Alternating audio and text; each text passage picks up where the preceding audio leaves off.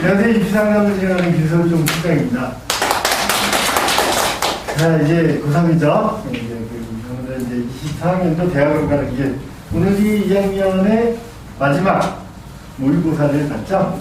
지난주에 이제 수능을 봤습니다. 지난주에 수능을 봤다라는 건 이제 1년도 안 남았다라는 거죠. 오늘은 이제 입시에 대해서 좀 더 현실적인 얘기들을 많이 해드릴 거예요. 첫 번째로 이제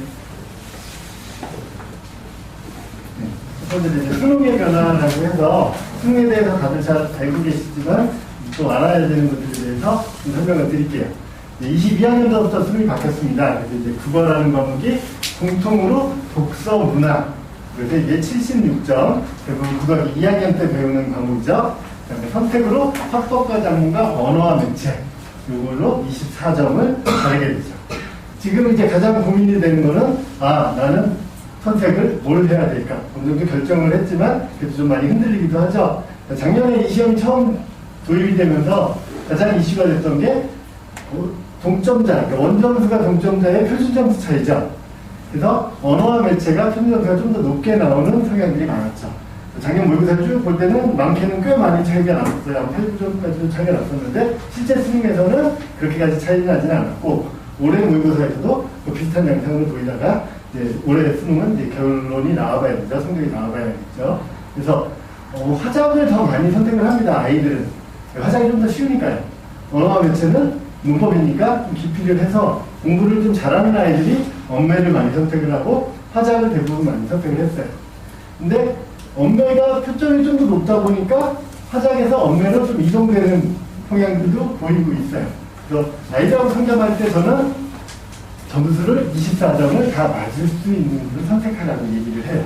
원점수가 동점일 때에 표점이 다른 거지 원점수가 차이가 나버리면 표점이 의미가 없거든요. 그래서 일단 실제로 화작을 선택하는 아이들한테는 빠른 캐치, 그 글의 내용을 빨리 캐치하고 문제를 풀 수 있는 아이들이 화작이 유리합니다. 근데 좀 느린 아이들 같은 경우는 화작보다는 언매가 더 유리하기는 한데 문법을 극복을 해야 돼요. 그런 좀 꼼꼼한 부분들이 좀 있어야 돼요.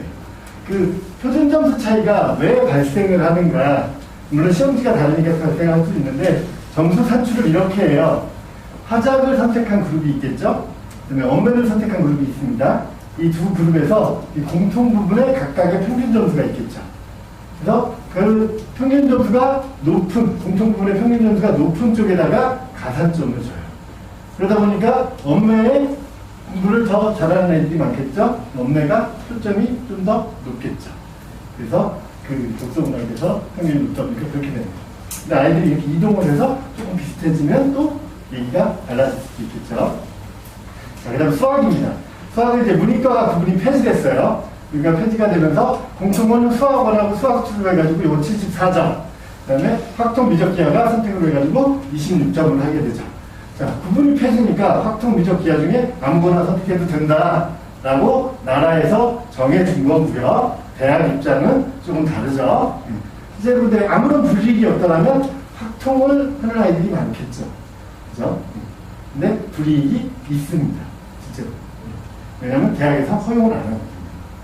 그 확통과 미적분 기하, 여기에서 미적분과 기하가 이과 아이들이고 확통 선택하는 아이들이 문과 아이들이 많겠죠.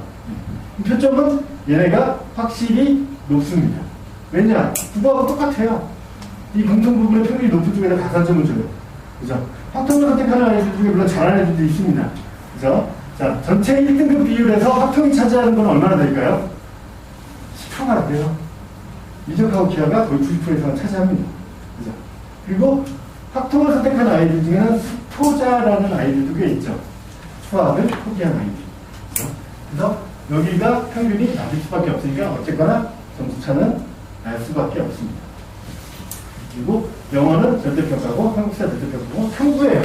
탐구가 사회과학에서 사회암흑과목, 과학 8과목에서 총 17개 중에 아무거나 선택해도 된다라고 나라에서는 얘기를 해줬죠. 과학 2개 해도 되고 사회 2개 해도 되고 과학 하나 사회 해도 된다라고 나라에서는 이렇게 수능틀을 바꿨습니다. 그랬더니 대학에서는 우리 아이들 24학년도 보니까 자연계열이에요. 자연계열 봤을 때 서울대서부터 경희대까지를 보니까 수학이 미적기야, 서강대가 확통 허용, 평균관대가 확통 허용, 미적기야. 올해까지는 서강대 평균관대도 확통 허용 안 해줬습니다. 내년서부터 확통하고 이게 허용이 돼요. 평균관대하고 서강대. 이과를 쓸 수 있다는 거예요. 확통을 하고라는 거. 탐구 보니까 다 과학 두 개예요. 그죠? 원래는 작년까지 다 과학 두 개였는데 서강대는 탐구예요. 사탐해도 돼요. 사탐 두 개에도 이과 지원이 가능합니다. 성균관대는 그래도 과학은 한 과목은 해라. 이런 식으로 좀 변화되는 과정도 있어요. 대학 입장들도. 어쨌거나 이과는 미적기하고 과학 두 개가 대부분이 다 주요 대학은 많이 합니다. 작년에 이 수능이 실행됐을 때 가장 정시에서 가장 큰 이슈는 뭐였죠? 생명과학 2 오류였나요? 가장 큰 이슈는 이과 아이들의 문과 침공이었죠. 정시에서 이과 아이들이 건국대 정도로 갈 수 있는데 문과 쪽으로 지원을 해가지고 서강대나 성균관대나 한양대를 갈 수 있는 정도가 되는 거죠. 왜? 수학에서 정도 차이가 나니까. 그죠? 실제로 작년에 성균관대 공대에 합격한 아이가 고대 경영으로 됐어요. 고대 경영 갔어요. 이렇게 해서 그런 침공 자체가 가능해진 거죠. 자, 근데 서강대하고 성균관대 문과 아이들이 이과를 쓸 수 있다는 거잖아요. 작년까지는 미적기하를 했어야 되기 때문에 지원 자체를 못했어요. 문과에서는 이과로. 근데 올해부터, 내년부터는 확통이 지원을 할 수 있게 되는 거죠. 자, 지원을 해서 이과로 갔었을 때 교차 지원을 하는 이유는 레벨을 올리기 위해서잖아요. 근데 여기에 가려면 확통이 1등급이 나와야 되는데 그 1등급 중에 10% 안 되는 그 인원이면은 연대나 고대 문과를 갈 수 있지 않을까요? 서울대나? 아무 의미가 없을 수 있다는 거죠, 실제로. 그 다음에 모집 인원입니다. 대교협에서 발표하는 자료인데요. 대학은 3년 예고제라고 해서 1학년 때 나라에서 얘네들 어떻게 뽑겠어 발표를 하고 2학년 때 이제 대학에서 예정안들 다 발표해서 우리 아이들 거는 대학마다 다 발표를 했습니다. 그 발표를 하면 이 대교협에서 이 자료를 취합해서 24학년도에는 어떻게 뽑는다는 자료를 매년 발표를 해요. 그리고 내년이 되면 이제 실제 수시 확정안, 정시 확정안이 대학마다 발표를 하게 됩니다. 자, 자료를 보니까 수시가 학생부 교과 2024학년도에 교과로 뽑는 전형이 44.8%. 거의 절반 가까이죠. 그 다음에 종합 전형으로 뽑는 게 23%. 그러면은 학생부를 가지고 뽑는 전형이 67.8%입니다. 전체 모집 인원에. 가장 많은 인원을 뽑죠. 논술은 3.3%, 실기 예체능 전형이 6.5%에서 수시는 대략 70%를 뽑고 정시는 수능 위주로만 뽑는 게 19.3%고 기타 전형들에서 21%. 그러면 어쨌거나 2대8로 뽑는 거죠. 정시는 2, 수시는 8. 그 중에 교과 전형과 종합 전형을 가장 많이 뽑는 거죠.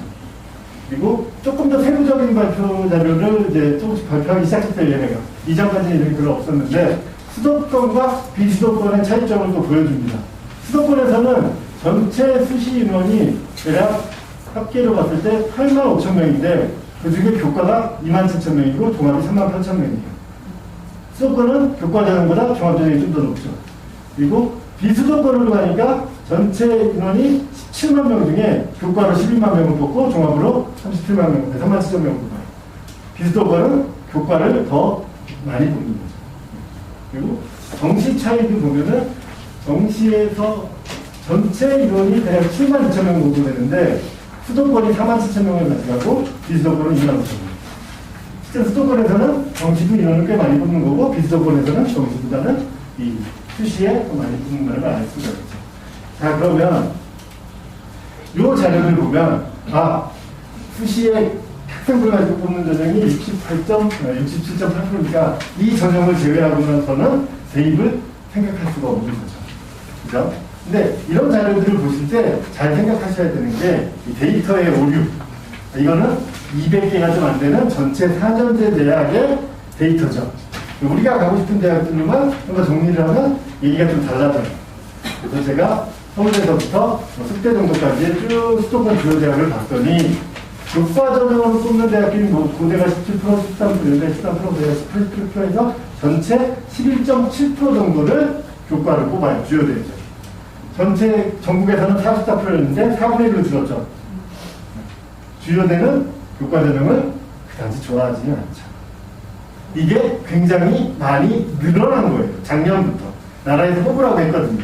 그래서 학교장 추천이 생겨서 이 대학들마다 인원들을 뽑을 수밖에 없습니다.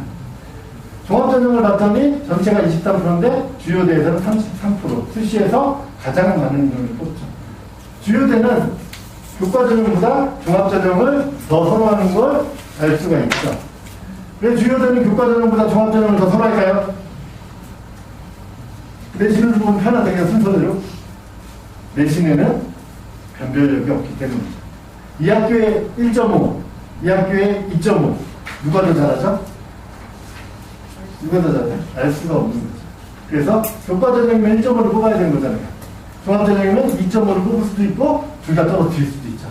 그래서 종합전형을 더 선호합니다.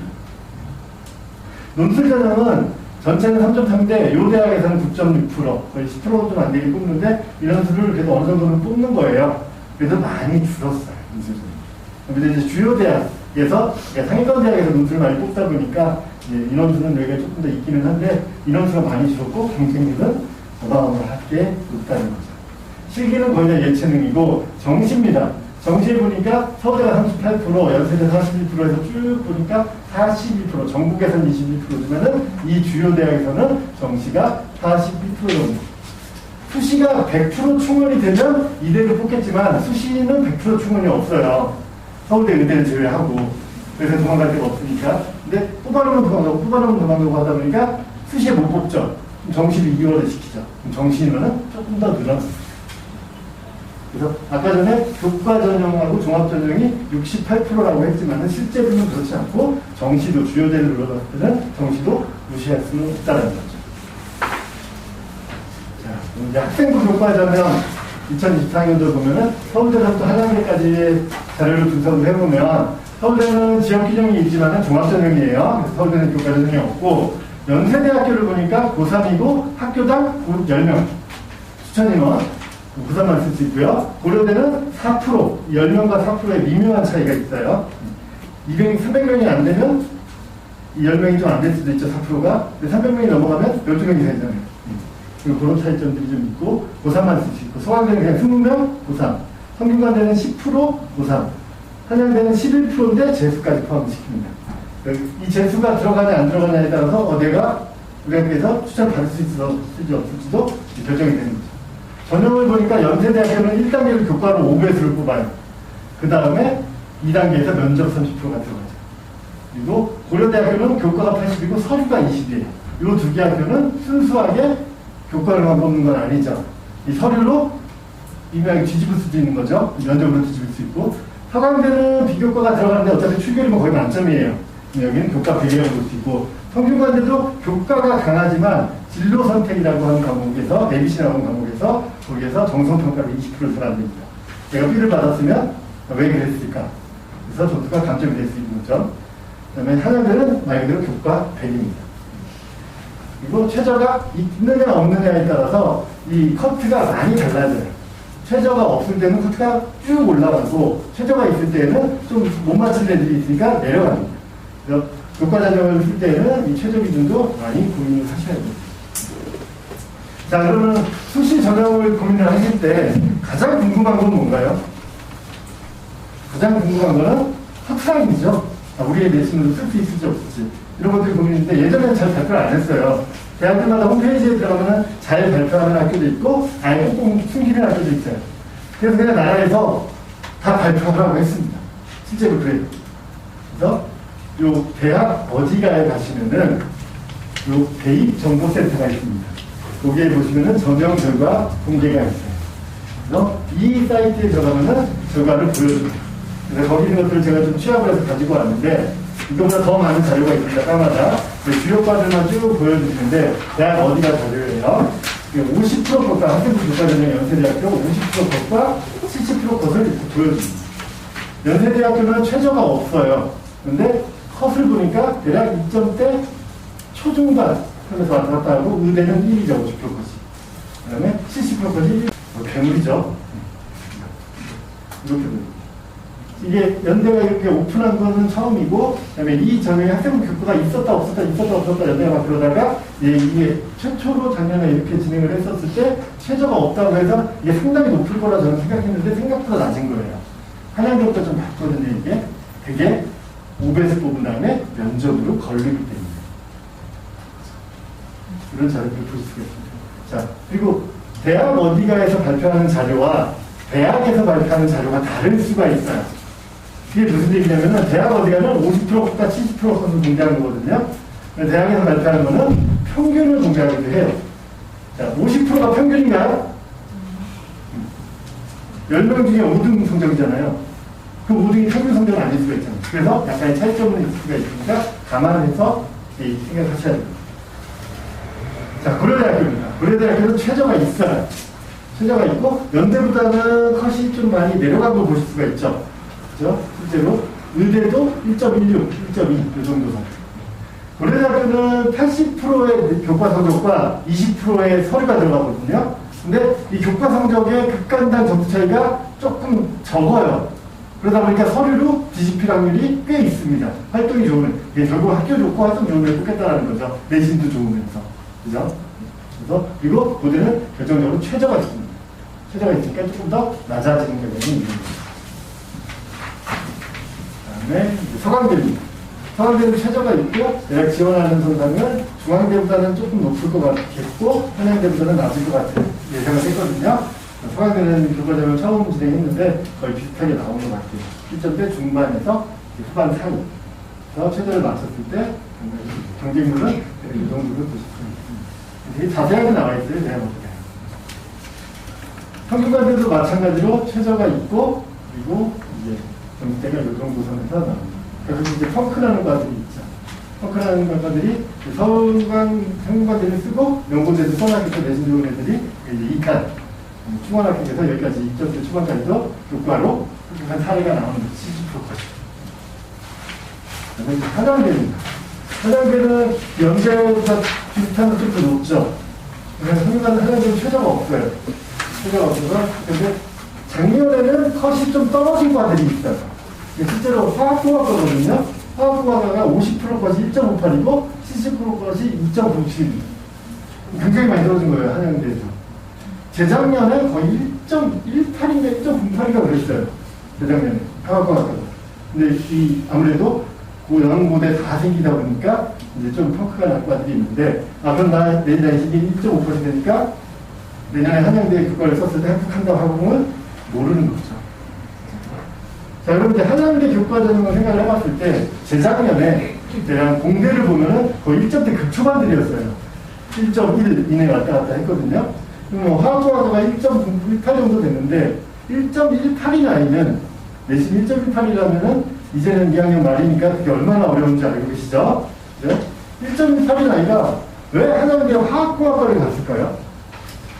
그 내신으로 지방국립의대에 교과전형을 쓰거나, 아니면 뭐 강원도 쪽에 있는 한림대라든지 연세대 미래 캠퍼스, 원주 캠퍼스 거기에 의대를 쓰면 거의 합격할 확률이 굉장히 높아요. 그 내신이면. 근데 이 아이는 왜 화학공학과 한양대를 썼을까요? 그리고 거기를 합격을 했을까요? 의대 최저를 못 맞추는 거죠. 한양대는 최저가 없잖아요. 그리고 정시에 한양대가 안 되는 거예요. 자, 수시에 원서 접수를 하는 기준은 뭘까요? 기준? 내정 9월에 이제 원서 접수를 해야 돼요. 그럼 기준이 뭘까요? 아이들한테 제가 물어봅니다. 상담을 하면서. 넌 원서 접수하는 기준이 뭐냐? 물어보면은 성적이라고 얘기하죠. 성적에는 여러 종류가 있어요. 모의고사 성적도 있고, 내신 성적도 있고, 뭐 비교과 활동도 있고, 여러 가지가 있을 수 있죠. 그러면은 아무래도 수시니까 내신이 제일 중요하겠죠? 대부분 그렇게 돼요. 아니에요. 수시에 6개 대학을 지원하는, 결정하는 그거는 내가 정시에 어느 정도의 대학을 갈 수 있는가. 그때쯤이면 6월 모의고사, 9월 모의고사 다 봤죠. 평가한 거를. 내비치가 이렇게 있어요. 이렇게 있어요. 그러면 수시를 이렇게 써요? 정보애들이 여기 써요. 그럼 여기도 쓰고, 여기도 쓰고, 여기도 쓰고. 그게 정답이라는 거죠. 기본은 내가 정시에 어디 갈 수 있는가가 기준이고, 거기에 맞춰서 수시를 안정도 써놓고, 높이도 써놓고, 이런 식으로 지원을 하는 거죠. 자, 그럼 어머님들, 내가 정시에 이 정도 대학을 갈 수 있는데, 수시에 이렇게 쓸 수 있는 상황이 있겠죠. 교과나 종합을. 아니면 또 이렇게 쓸 수 있는 상황이 있겠죠. 어느 상황이 더 좋은 건가요? 이렇게 되는 상황이 좋은 거죠? 아니죠. 자, 지금 4개 학기가 지났습니다, 어머니. 그렇죠? 남은 1개 학기를 통해서 아이가 교과나 종합전형으로 쓸 수 있는 대학이 엄청나게 바뀌나요? 이미 어느 정도는 정해져 있어요. 교과나 종합전형은 이 정도. 그렇죠? 그럼 내가 정시에 갈 수 있는 대학이 이게 되는 게 좋은 건가요? 이게 되는 게 좋은 건가요? 이게 되는 게 좋은 거죠. 그래서 3학년 때는 2학년 말까지는 제가 대신에 올인을 하라고 해요. 진짜로. 최선을 다해서 성적을 향상시켜라. 그럼 가지고 종합전형도 쓸 수 있고 교과도 생각보다 뚫리는 데가 있다. 그리고 겨울방학 동안에는 진짜 수능에만 집중을 하고 3월 모의고사를 보면서 비교하면서 영서 접수를 하자라고 얘기를 해줍니다. 이게 해당되었고, 그 다음에 건국대입니다. 건국대를 갔더니 제가 1점대 후반에서 이제 70%에서 2점대도 좀 많이 보이죠. 그 수리액값만 뭐 1.12 이 정도가 나오고, 이 정도 선에서 건국대를 쓸 수 있습니다. 22학년도 이 시점에 건국대는 최저가 있었어요.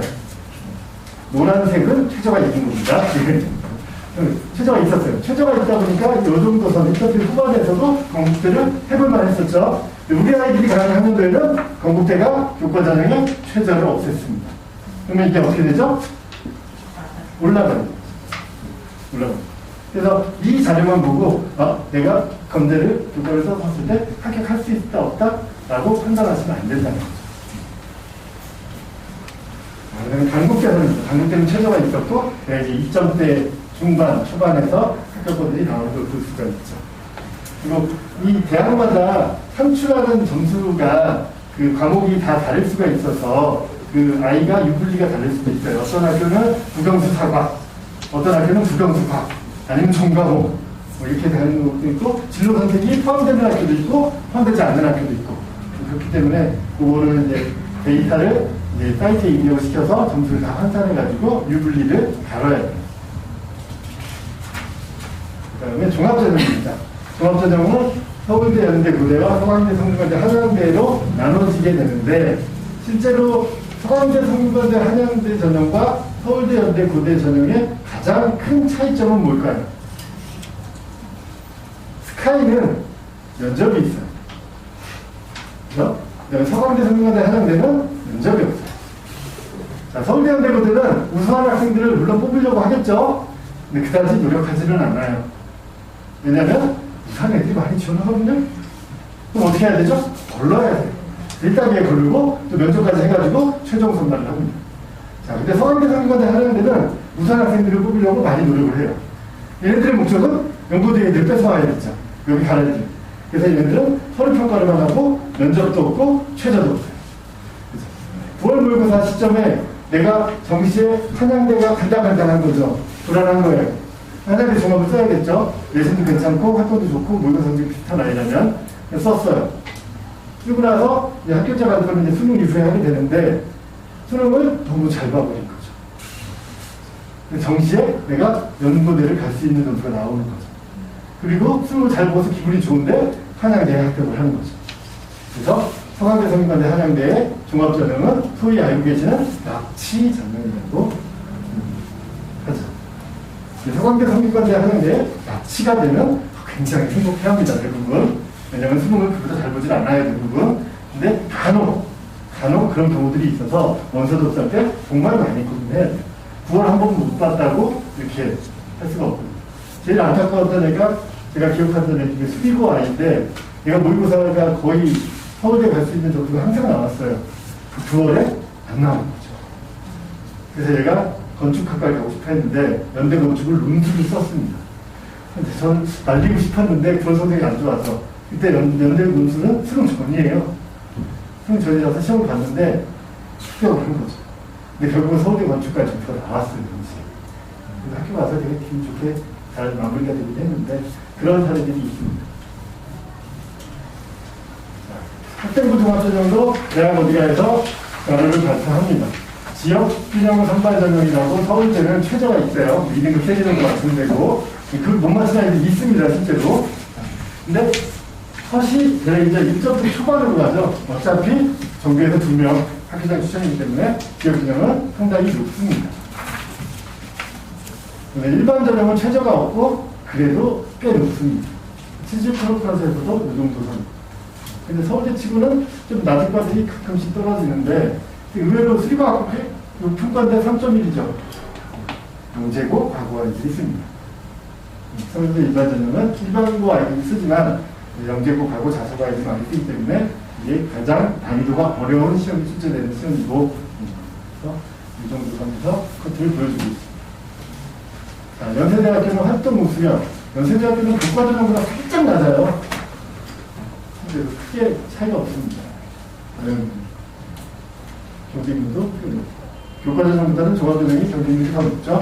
교과전형은 이론수 제한이 있잖아요. 학교가 추천하는. 종합은 그게 없기 때문에 추천서가 없기 때문에 고려대학교입니다. 고려대학교는 학업우수형과 계열적합형 두 개를 뽑아요. 학업우수형은 일반고에서 내신이 적용해서 활동을 잘하는 애들이 많이 지원을 하고요. 그리고 계열적합형은 내신 컷이 조금 더 낮은 걸 보실 수가 있죠. 그래서 자사나 특목 아이들이 지원을 많이 합니다. 여기는 학업우수형은 그래도 일반고 아이들이기 때문에 최저가 있어요. 근데 계열적합형은 최저가 없습니다. 그리고 이제 서강대 같은 경우는 최저는 없고 요런 도선에서 선이 나옵니다. 6점대 중간입니다. 특목고나 자사고에서 어느 정도 내신을 관리했던 아이들 평균점수가 이 정도가 나오죠. 평균관대는 계열 분수하고 학과 분수는 나는데 이거 큰 차이는 없는 것 같아요. 평균적으로 성적이 비슷하게 나오고 있고. 이제 한강대입니다. 한강대도 60%가 70%가 해가지고 교과보다는 조금 낮지만 그래도 만만치는 않아요. 이제 중앙대 가면 다빈치 전형과 평균형 두 가지 전형으로 이제 종합전형을 뽑는데 다빈치 전형 같은 경우가 일반고에서 내신 관리가 잘 되면서 활동이 좋은 아이들, 학업에 치중을 해서 좀 더 내신도 관리를 했던 아이들이 이 다빈치 전형을 많이 쓰고요. 탐구 전형 같은 경우는 컷이 좀 많이 낮아지는 경우도 있는데 여기도 역시나 특목자사 아이들이 많이 쓰는 전형으로 이제 대부분 생각들을 하시고 그게 맞았어요. 근데 이 탐구형 인재 전형의 일반고 아이들 중에 그 활동 좋은 아이들이 지원을 해서 합격하는 사례들이 조금씩 나오고 있어요, 실제로. 왜냐면 이 중앙대라는 학교가 굉장히 좋은 학교인데 그 상위권의 특목자사 영재 가고 아이들이 그렇게 또 성공하는 학교는 아니거든요. 그러다 보니까 일반고에서 내신이 좋으면서 왜냐면 경쟁률이 굉장히 높아요. 올해는 더 많이 높아졌어요, 실제로. 그리고 탐구가 더 낮은 경우들이 많았었거든요. 그래서 탐구로 지원을 하는 경우도 꽤 있습니다. 논술전형입니다. 논술전형은 많이 없어져서 서울대 연대는 없고 연대, 서강대, 서강대, 한양대 이렇게 보는데 논술은 어쨌까지나 논술 100으로 뽑아요. 연대는 최저가 없고 서강대는 논술 80에 교과하고 비교과가 10%씩 들어가는데 이 교과의 점수 극한 차이가 크지가 않아서 논술도 당연히 적어된다고 보시면 되고 평균관대 논술이고 한양대는 뭐 종합평가가 들어가는데 어쩌면 논술 성격으로 당연히 적어가 됩니다. 지금 이제 논술 전형을 이제 고민하시는 분들이 계실 거예요. 왜냐면 이제 학기가 거의 끝나가고 오늘 모의고사를 봤으니까. 그래서 자연계열 같은 경우에는 제가 이제 상담을 하면서 제가 이제 12월 5일서부터 12월 30일까지 기말고사가 끝나는 학생들을 대상으로 이제 다음 주에 안내문이 나갈 거예요. 그러면 이제 신청을 해가지고 개별 상담을 들어갑니다. 모의고사도 비교하고 내신 비교해가지고 논술을 쓰고 싶어하는 아이들한테 첫 번째 중앙대 이상의 논술을 준비하겠다라고 하면은 11월 모의고사에서 1등급 이상을 받아라. 그렇지 않으면 논술 준비하지 말라고 해요. 일단은 수학 1등급이 나오는 게 먼저예요. 그러면 정시에 갈 수 있는 대학도 올라가고 그리고 나서 논술 준비해도 늦지 않아요. 근데 논술학원에서는 2등급, 3등급, 4등급까지도 논술 준비하라고 하거든요. 실제로 그렇게 해가지고 합격하는 사례도 나오기도 하고.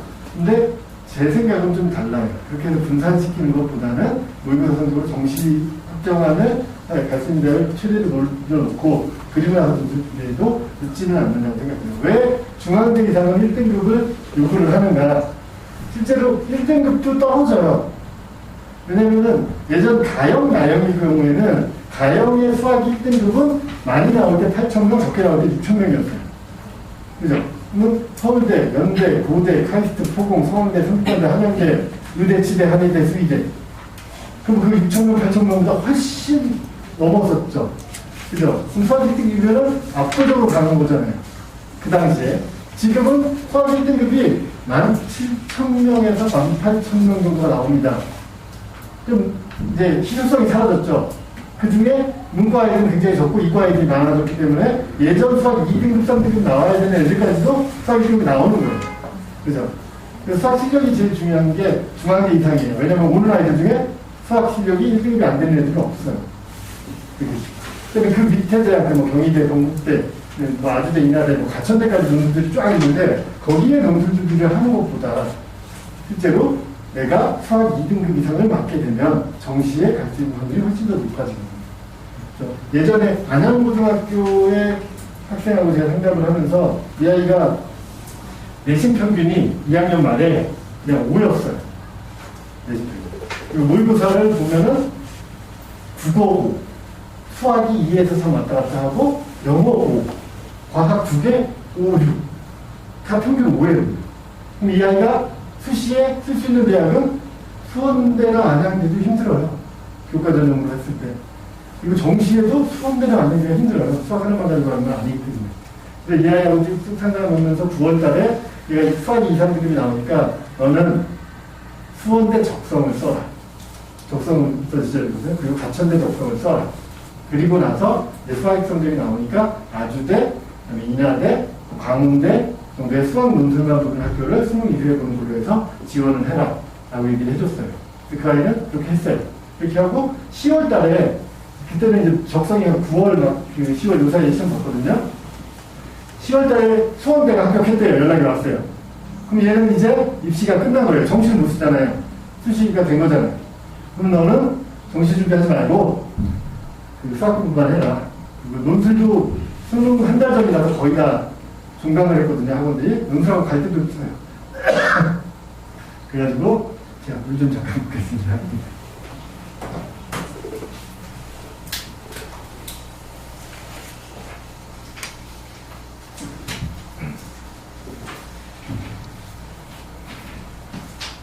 그래서 아주대 기출문제하고 그 학교에서 나오는 논술 기출문제들을 풀어봐라 라고 얘기를 해주고 그 다음 주에 가천대가 합격했다고 연락이 왔어요. 적성도 수학이 잘하면 유리하거든요. 그래서 가천대 합격했으면 이제 다행이잖아요. 그래서 수능을 보면 그 주 토요일 일요일, 그 다음 주 토요일 일요일, 그 다음 주 토요일 일요일 이렇게 논술을 봅니다. 아주대하고 인하대는 이쪽 끝이에요. 여기까지.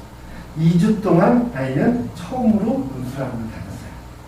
그리고 아주대 기계공학과 최초 합격을 했습니다. 결국은 이 아이는 2등급 끝에를 맞았어요. 수학. 결국 수학 실력이에요.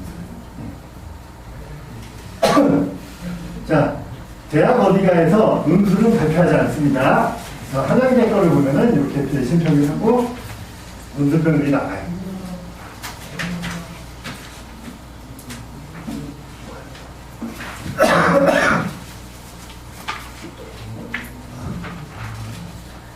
죄송합니다. 제가 저쪽에서 1시간을 하고 여기서 또 하다 보니까 목이 좀 잠기네요. 그래서 내신 평균이 좀 낮은 걸 볼 수가 있죠. 실제로 논술로 당락이 적은다는 걸 확인하실 수가 있고요. 실기 실적 위주는 대부분 예체능 전형입니다. 예체능이라는 걸 보여주기 위해서 수학과 투자나 언어 투자가 많이 줄어들었습니다. 자, 그 다음에 정시인데요. 네, 서울대 지역균형과 일반 전형으로 이제 올해서부터 이렇게 뽑죠. 내신이 반영이 되는 거예요. 내년에도 내신 반영이 되고 수능으로만 뽑지 않고 교과평가라는 게 들어갑니다. 내신이 들어가면 교수님 두 분이서 내신 교과 점수를 뽑는 게 아니라 교수님 두 분이서 이 학생의 학생부를 보고 A, B, C를 평가를 해요. A 만점, 뭐 CC 최저점 이런 식으로 해가지고 점수를 평가합니다. 내신이 학교 학생부가 들어가는 거죠. 자, 아까 전에 문과침공이라고 했었죠. 작년에 서울대도 문과침공을 굉장히 많이 했습니다. 그래도 대부분 재수한다는 얘기들도 많고요. 자, 요게 들어가면서 올해는 문과침공이 쉽지 않을 수가 있죠. 학생부에는 내가 전기전자공학으로 쫙 채워져 있었는데 경영학과를 지원하면 교수님들이 그렇게 좋게 볼 수는 없다라는 거죠. 올해도 결과가 나와봐야 되고요. 연대는 수능 100입니다. 고대가 올해까지는 수능 100이었는데 요게 교과 우수가 들어가요. 고대가 약간 서울대를 따라가는 경향이 있는데 여기서는 교과 내신 성적이 들어가요. 수능이 80이고 근데 서강대 성형을 하는 데는 다 수능 100으로. 결국은 내신보다는 수능으로 뽑는 게 많다라는 거, 정시에는 보시면 될 것 같고요. 자, 서울대 정시보직 결과입니다. 자, 그러니까 70% 컷을 정시를 발표를 하거든요. 이것도 대학 어디가에 나옵니다. 국어가 어마무시하죠. 99%에 97. 수학도 어마무시하죠. 과학도 그렇습니다. 의대들 보니까 국어 100, 수학 100, 과학 98. 과학 98이면은 이때는 2예요. 1, 2. 1, 2를 해야 되잖아요. 그죠? 내년부터는 1, 1을 해도 이제 풀렸죠. 2를 했는데도 98이에요. 근데 영어 등급을 보니까 의외로 2등급이 많아요. 그렇잖아요? 서울대인데 작년 영어 굉장히 1등급 컷이 적었죠. 6%인가 정도 나왔을 거예요. 굉장히 적었어요. 서울대는 영어의 1등급과 2등급 간의 점수차가 크지 않습니다. 그래서 수학이 점수가 좋았을 때 커버를 할 수가 있죠. 서울대는 수학만 120%가 들어가요. 국어가 100, 탐구는 80. 그런 식으로 점수 산출합니다. 더 많기 때문에 영어를 커버할 수가 있는 거죠. 연세대학교입니다. 연세대학교도 어마무시하죠. 연세대학교 의대도 한번 볼까요? 100, 국어, 수학 100, 과학은 99, 원투리. 그죠? 이렇게 돼야지 연세대 의대가 돼요. 연대의 차이점을 보면은 1등급이 서울대보다 많아요. 연대는 영어가 급간차가 꽤 큽니다. 1등급하고 2등급의 점수차가 5점. 그 다음에 1등급하고 3등급의 점수차가 12점 정도 돼요. 큰 점수차가 커져요. 여기 이제 평균을 보시면은, 제가 신소재공학부 94% 평균을 했었을 때, 신소재공학부가 이때 좀 뚫려서, 국어가 80%, 수학은 98, 70% 거 7등 안 해요, 명중에. 저희 맞자리 93이고 94였어요. 자, 이 94, 내년에 내가 모의고사 보고 수능을 봤더니 우리가 94가 나왔어요. 그런데 신소재공학부를 썼었을 때 합격을 할 수 있을까요, 없을까요? 모르죠.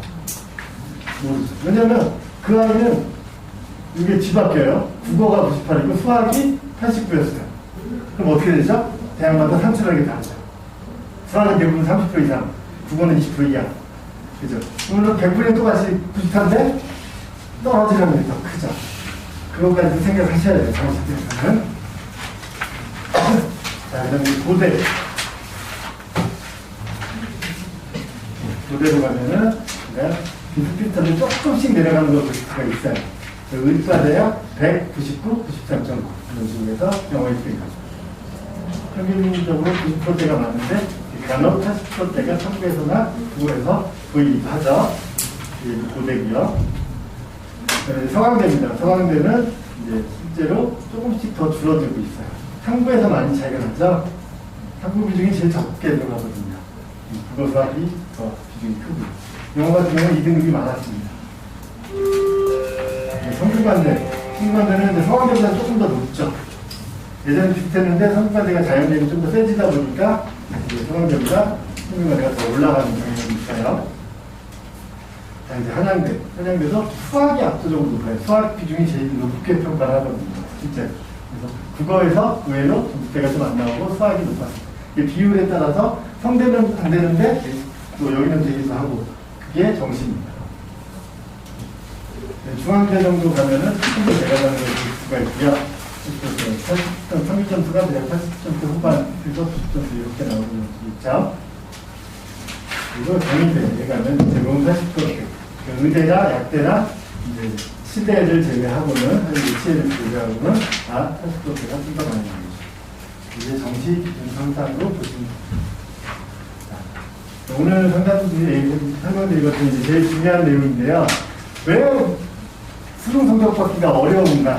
우리 아이들은 오늘까지 해서 4번의 모의고사를 봤습니다. 4번의 모의고사를 보면은 교육청 모의고사였겠죠? 평가원은 아직 안 보니까요. 교육청 모의고사를 보면은 성적표가 나와요. 성적표가 A4 전장으로 나오는데 굉장히 자세하게 나옵니다. 보시면은 과목별로 우리 반 등수가 찍혀 있어요. 그리고 전교 등수가 찍혀 있습니다. 그리고 옆에 100분위가 찍혀 있어요. 전국 100분. 그 옆에 보면은 조합 100분이라고 해서 뭐 국어 수학 탐구, 국어 탐구해가지고 내 100등이 나와요. 국어 탐구해가지고 내가 상위 92%다. 그러면 8% 선에서 내 위치가 결정이 되는 거죠. 그죠? 그리고 밑에 보면은 못 틀렸는지까지 다 나와요. 그죠? A 코지 한 장으로 이루어져 있습니다.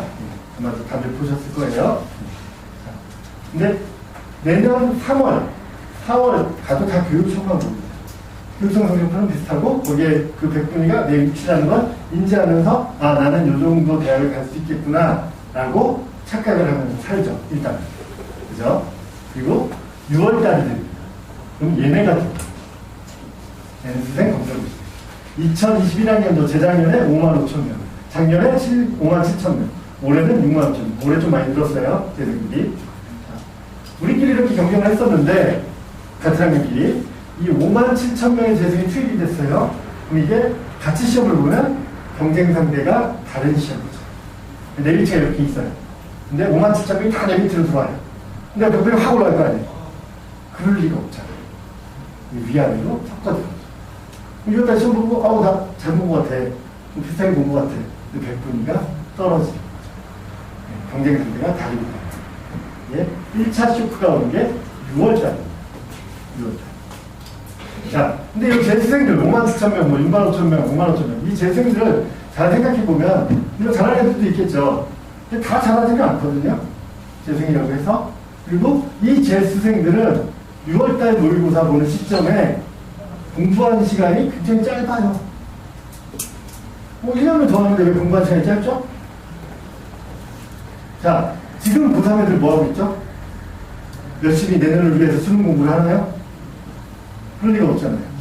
그죠? 논술 좀 준비하는 애들이 있고, 면접 가는 애들이 있고, 어쨌거나 수시를 지원해놨으니까 기다리고 있죠. 놀고 있는 거죠, 일단. 그죠? 수시를 기다려요. 수시가 안 됐어요. 그럼 정시를 쓰겠죠? 정시도 안 됐어요. 추가 모집도 써요. 추가 모집도 안 됐어요. 그러면은 2월 중순, 2월 말입니다. 11월 중순에서 2월 중순까지 3개월 동안 얘네들은 수능 문제를 한 문제라도 풀까요? 대부분 안 풀죠.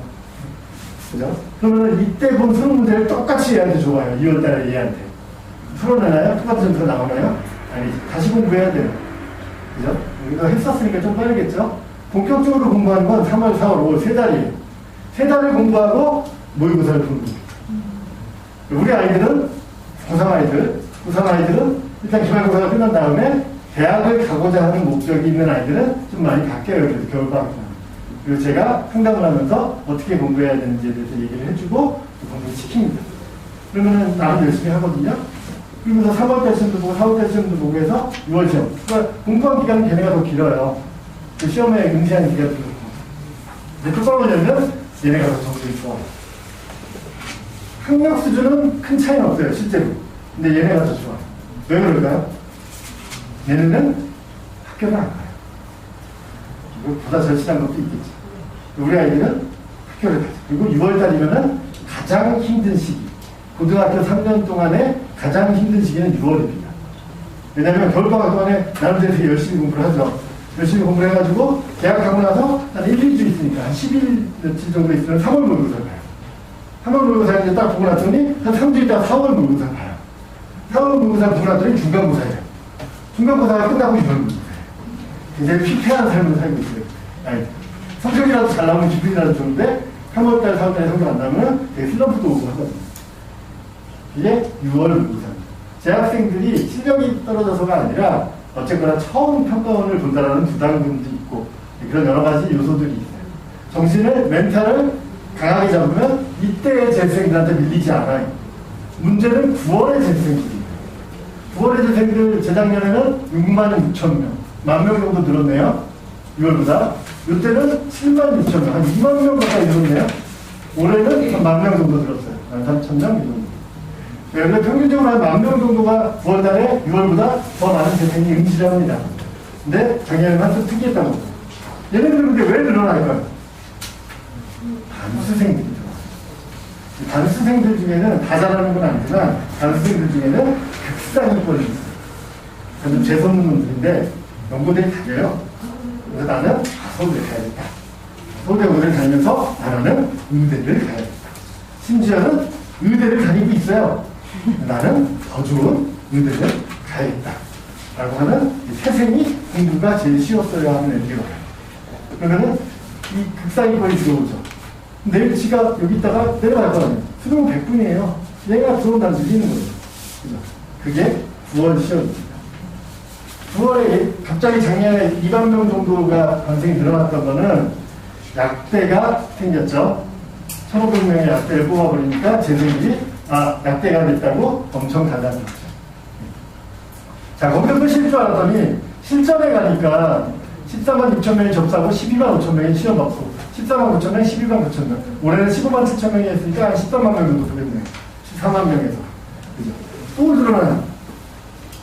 6월, 9월 수능이 다 다른 애들하고 나보다 잘하는 놈이 몇 명이고 나보다 못하는 애가 몇 명인지 알 수가 없어지는 시험이 되는 거죠. 세 번의 시험. 가장 중요한 시험. 그래서 수능 성적 받기가 상당히 어려운 거죠. 근데 실제로 제 수생들도 성적이 막 다 위에만 있는 건 아니에요. 걔네들도 못하는 애들은 되게 못해요. 정기분포를 이렇게 해요, 성적이. 그리고 우리 재학생들도 성적이 정기분포를 이렇게 해요. 이 두 개를 합쳐요. 두 개를 합치면은 얼추 5천은 있겠지만은 재학생들이 그렇게 크게 밀릴 이유는 없거든요. 근데 밀려요. 뚜껑을 열었을 때. 그게 왜 그러냐? 이 재학생들의 인원수를 보시면은 작년 기준으로 3월달에 34만 6천 명이 왔어요. 원서 접수는 36만 명이 했습니다. 이게 고3 애들이겠죠? 그리고 실제 수능 본 게 31만 8천 명이니까 4만 2천 명 정도가 시험을 안 봤어요. 고3 아이들 중에. 재작년에는 거의 5만 명 정도. 5만 명이면은 접수 인원의 10%가 넘어요. 매년 그렇습니다. 대략 5만 명 내외. 4만 명에서 5만 명 사이가 접수는 하는데 시험을 안 봐요. 수능날 시험 보러 안 봐요. 예를 들면 고3인데 왜 수능날 시험을 안 봤을까요? 수시에 합격. 그럴 수 있겠죠. 제가 이 질문을 드리면은 항상 수시 합격이라고 말씀을 해주세요. 아직까지 긍정적이신 거죠? 실제로 그런 아이들도 있습니다. 그런 아이들이 있는데 대부분 이제 그 특성화 고등학교 다니는 아이들 중에 취업을 나가는 아이들이 안 보는 경우도 있어요. 아주 일부. 그 다음에 수시 합격한 아이들도 안 보는 아이들도 물론 있어요. 근데 수시 합격을 하려면 일단 6개 쓴 대학 중에 그 대학이 제일 마음에 들어야 되고 그리고 수능 최저가 없어야 되고 수능 전에 합격 자료를 해야 되죠.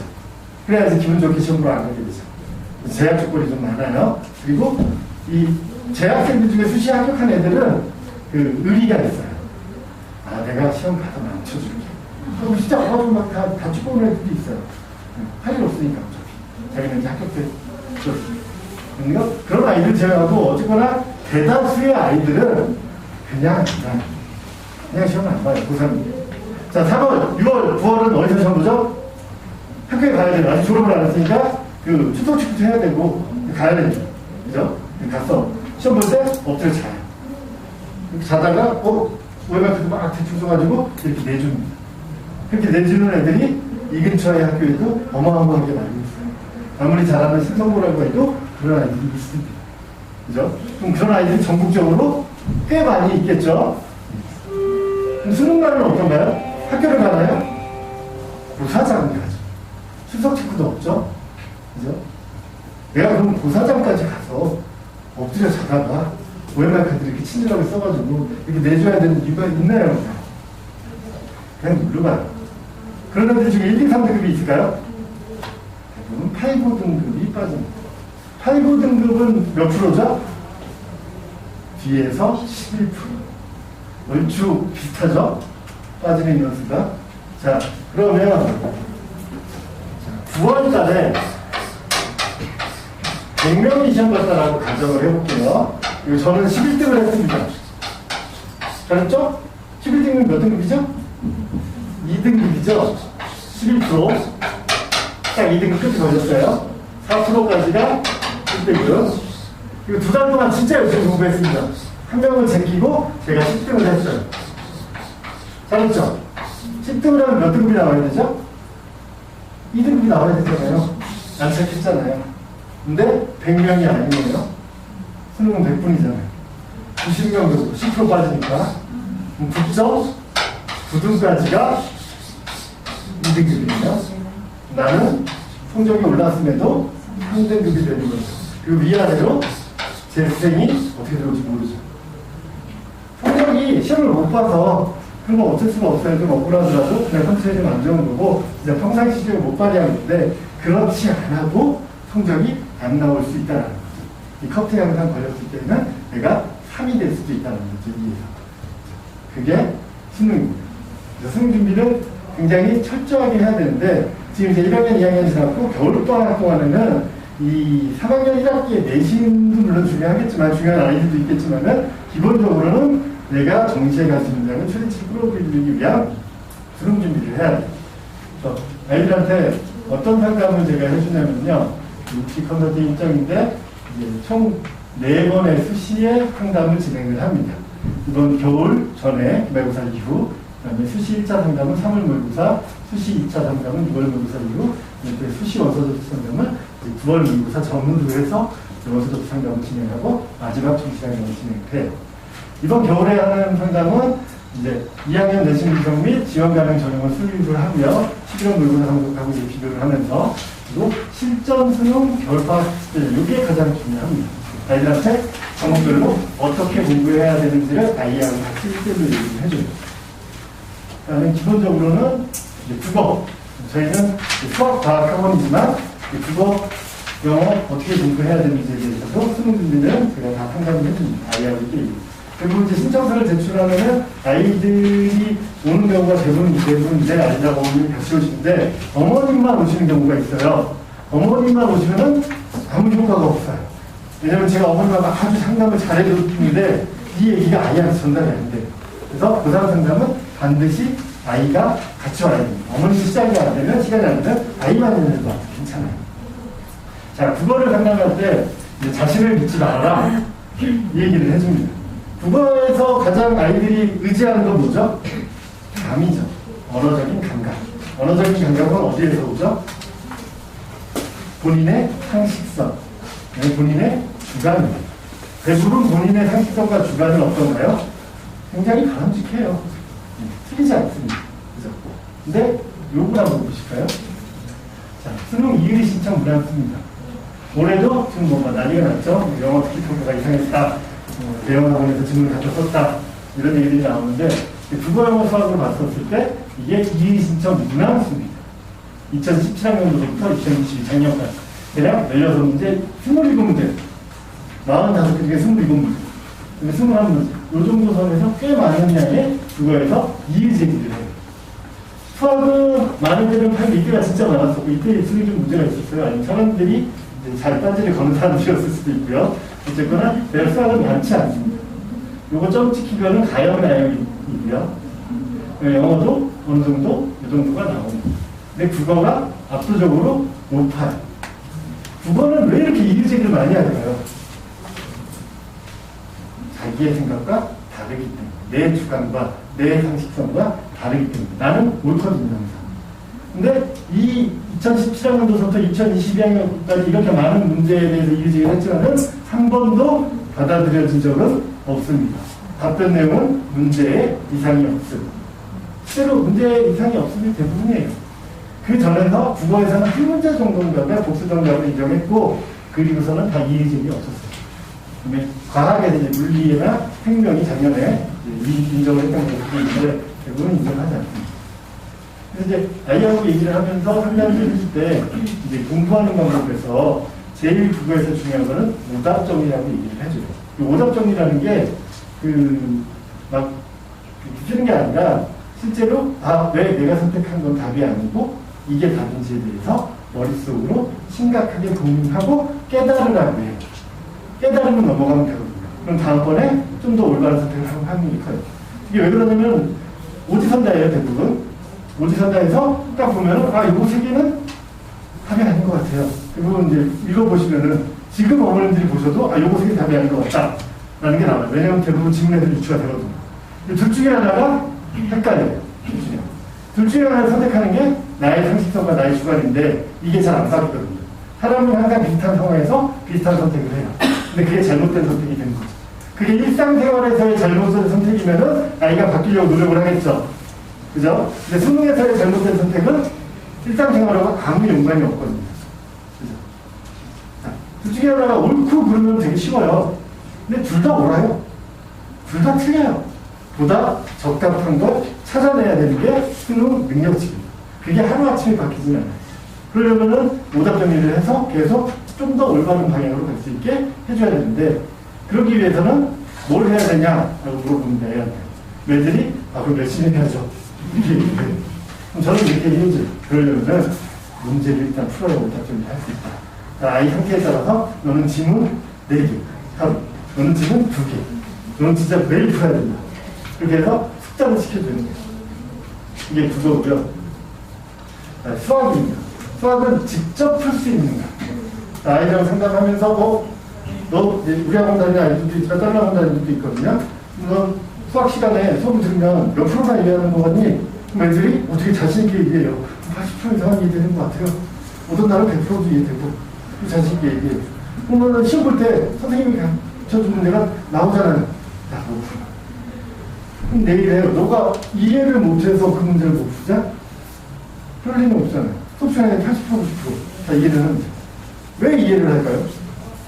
선생님들이 잘 풀거든요. 그렇죠? 선생님들이 푼 거를 자기가 이해했다라고 착각을 하는 거예요. 실제로. 그래서 직접 풀 수 있는 문제. 자, 겨울방학 동안에는 수능 대비를 위주로 해요. 수학 수업 자체가. 그러면은 대부분 수업에서 2시간에서 3시간 사이에 수업을 하게 되는데, 그 시간 내에 선생님이 풀어주는 문항수가 몇 개인지를 제가 물어봐요. 선생님이 몇 문제나 풀어주시는 거 아니야? 하루에. 그러면 아이들마다 대답이 조금씩 다른데 대체적으로 10문제에서 15문제. 내신 대비할 때가 아니면은 수능 내용 정리를 해줘야 되기 때문에 어떤 때는 한 5문제도 못 풀 때도 있어요. 주요 문제 설명해주면은. 그 정도를 풀어준다고 얘기를 해요. 거의 다 얘기를 하죠. 왜? 다 배웠던 부분이 많으니까요. 수험수는. 자, 그러면 그날 수학 수업 들은 날, 그날 집에 가서 그 10문제를 똑같이 풀어가는. 그게 가장 핵심이에요. 자, 그 10문제를 집에서 푸는데 얼마나 걸릴까요? 시간이. 아이들마다 대답이 달라요.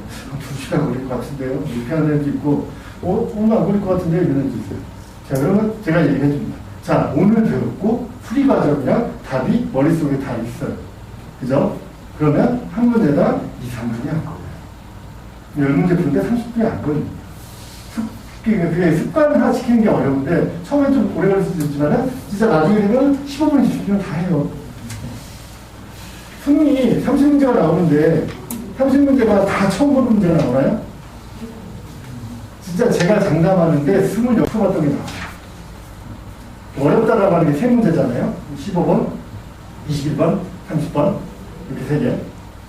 되게 어려운데, 이거 3개가 다 어렵게 나오잖아요? 그럼 역대급 불수능이에요. 그 중에 2개만 어렵게 나와도 불수능이에요. 대부분 하나가 어렵고 2개가 어렵지만 풀만해요. 그렇게 해야 1등급 컷이 원래 그 80점대 후반, 아니면 90점대 초반. 예전에 가영일 때는 거의 1등급 컷이 92점이었어요. 딱 2개 틀리는 거. 근데 1등급이 적었고, 지금 1등급이 많아졌으니까 이제 한 3문제 정도까지 내려간 것 같아요. 이게 평상적인 수능입니다. 자, 그럼 27문제를 맞힐 수 있는데, 그게 아이가 매번 풀었던 문제예요.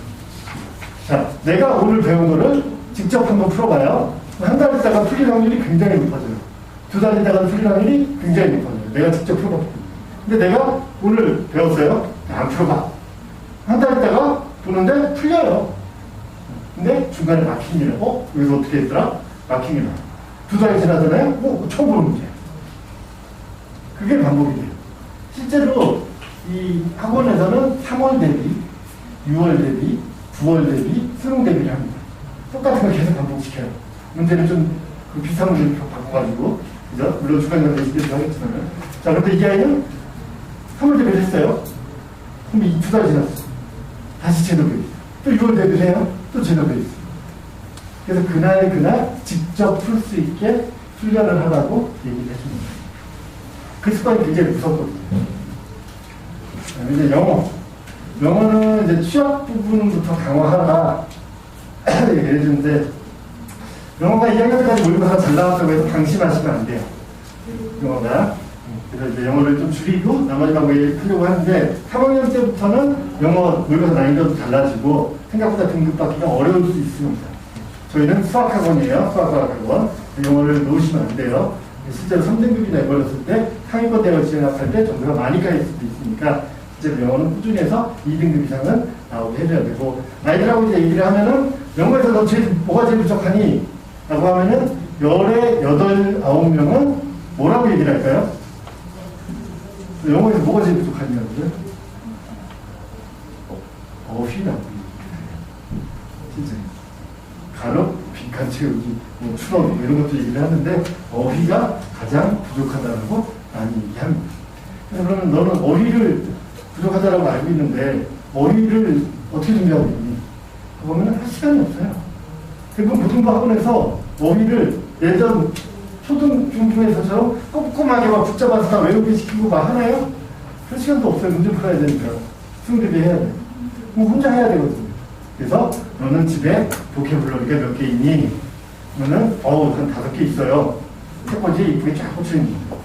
그 중에 제일 손에 익은 걸 하나 꺼내라. 대부분 보케블러리는 5,000에서 8,000단어 꺼내죠. 꺼내서 하루에 뭐 2, 30분이라도 좋다. 매일 조금씩 읽어라. 쓰지 말고 읽어라.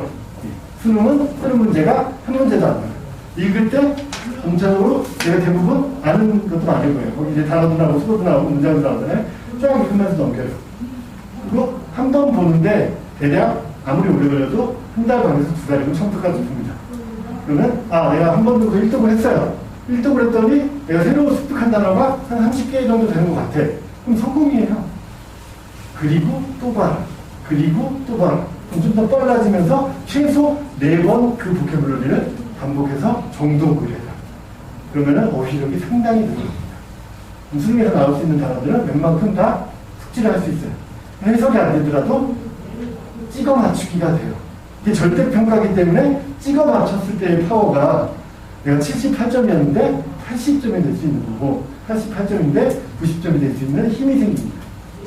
그리고 기본적으로 그러면 80점 이상 나오게 돼요. 영어는 그런 식으로 제가 얘기를 해주고요. 이 탐구가 자연계열은 특히나 이 탐구가 너의 인생을 정한다고 얘기를 해줘요. 탐구 점수가. 왜? 수학하고 비중이 똑같거든요. 그래서 탐구는 내신 성적, 모의고 성적 뭐 잘 나오고 못 나오고는 상관없이 기초부터 다시. 그래서 오늘부터 노트 2권 사서 하루에 한 과목씩 20개 선택하는 과목 1단원서부터 직접 손으로 써서 단원 정리 노트를 만들려고 해요. 겨울방학 동안에. 2달 동안 충분하거든요. 그리고 아이가 대부분의 배웠기 때문에 내용을 알고 있고 그 문제집이나 뭐 이런 게 아니라 교과서나 참고서를 가지고 보고서 내용 정리를 하라고 얘기를 해줘요. 그 내용 정리가 안 돼 있으면은 3월, 4월까지는 교육청 모의고사 나서 어느 정도 가거든요. 6월에 완전 깨져요. 실제. 왜냐면 그 수능에서 아이는 이제 뭐 그 기출문제 다 풀어볼 거고 수능 습관 수능한테 다 풀어볼 거고 이렇게 준비하면서 매주 모의고사 보고 이렇게 가요. 그래서 수능날 딱 갔었을 때 수능 문제가 나오는데 수능 문제 중에 아이가 직접 여태까지 풀어봤던 문제하고 똑같은 문제는 몇 문제나 나올까요? 아까 수학은 26개 이상 나온다고 했죠. 과학은 단 한 문제도 안 나옵니다. 비슷하게 나와요. 수학하고는 달라요. 비슷하게 나오면 어떻죠? 체감 난이도가 기분이 좋아. 그렇잖아요. 그죠? 근데 과학은 비슷한 용어가 너무 많아요. 똑같이 한 개 바꿔놔. 그러면 헷갈리죠. 자, 탐구는 헷갈리는 순간 거기서 시험이 끝나요. 30분이잖아요. 그죠? 20문제 풀어야 돼요. 그리고 뒤에 킬로그램 있어요. 앞부분에 하나 딱 걸리잖아요. 그럼 거기서 시험이 끝나요. 헷갈립니다. 그래서 단원 정리를 철저하게 해놔야 돼요. 용어 정리면서. 아마 본장님이 단권하라고 해가지고 그 문제에다 그거 다 쓰게 시키는 거, 훈련을 시키는 이유도 그런 거예요. 그래서 제가 아이들한테는 그걸 요구를 합니다. 이걸 해오면은 3월달 모의고사가 성적이 안 나올 수가 없어요. 자, 입시 컨설팅 일정 2번째로 수시 1차 상담, 2차 상담, 3차 상담에서는 이제 모의고사 성적과 내신 지원 가능성에 대해서 좀 더 현실적인 내용들을 얘기해 주는데요. 실제로 저는 이제 UA 프로그램을 3월부터 사용을 해요. 그래서 아이 내신을 다 입력을 하면은 이게 내신 성적이 이렇게 나옵니다. 한 2점 내신 아이였는데 이렇게 파란 게 교과 전형들. 그럼 나는 명지대, 독성여대, 그 광운대가 살짝 부족한 점수가 되죠. 실제로. 이 정도에서 이제 수시 지원 전략을 세운 거죠. 이것도 참고하고 대학 어디가에서 발표하는 거랑 학교에서 발표하는 거랑 제가 가지고 있었던 것들이랑 전화되는 것까지 다 해서 동시에 수시 어디가 유리한지를 이렇게 얘기를 해주죠. 그리고 나서 모의고사 성적이 3월, 6월 다 볼 때마다 이렇게 입력을 합니다. 이게 대략 6% 정도 돼요. 6% 정도 되면 건국대 선수들은 갈 수가 있고 경희대가 좀 부족하고 시립대가 좀 부족하겠구나. 그래서 이렇게 됐었을 때는 약간 이 아이 같은 경우는 전대나 동국대의 교과 전형은 어렵기 때문에 이 아이는 이 모의고사가 더 강한 아이인 거죠. 수학이 잘하면 논술을 하고 이런 식의 상담을 진행을 합니다. 일정에 따라서 안내문이 나갈 거고요. 일정 상담이 가장 중요해서 다음 주에 아마 안내문 한 편에 보내고 시험이 끝난 학교들 있잖아요. 끝난 학교들부터 해서 12월 월부터 이렇게 쭉 상담을 진행을 할 겁니다. 상담료는 25만 원인데요. 재학생들은 15만 원에 해드리고요. 외부생은 25만 원에 진행을 합니다. 제가 준비한 거는 여기까지고요. 오랜 시간 고생 많으셨습니다.